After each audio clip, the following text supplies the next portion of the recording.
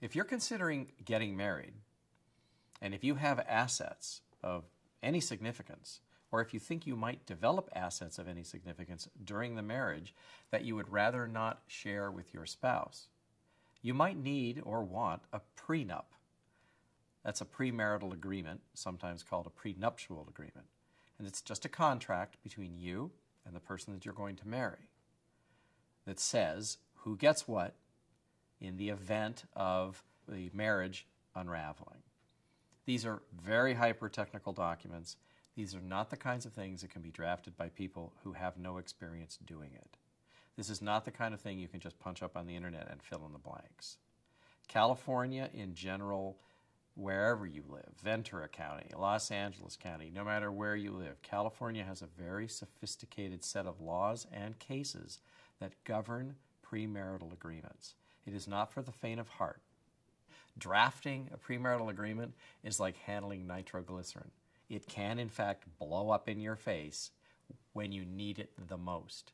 So this is not one of the situations where you want to try to just write something down on the back of an envelope and get the person that you're going to marry to sign. This is your estate, your assets, your things, your money. You want to protect it. It's going to change over time.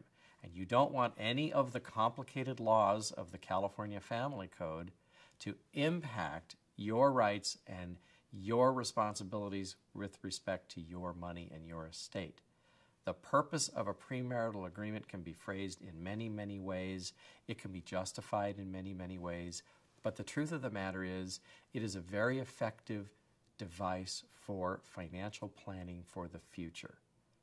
And as I said, you really need to see an experienced attorney, one who knows how to draft a premarital agreement, one who knows how to defend a premarital agreement, and if you've signed a premarital agreement that is operating against you in the context of your divorce, you want to find an attorney who knows how to attack a premarital agreement and try to get it set aside.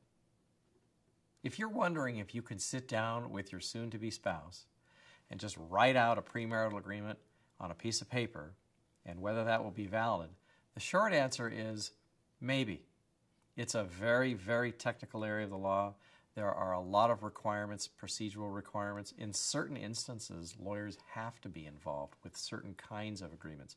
Post-nuptial agreements, for example, agreements that married people enter into that basically work the same way as premarital agreements.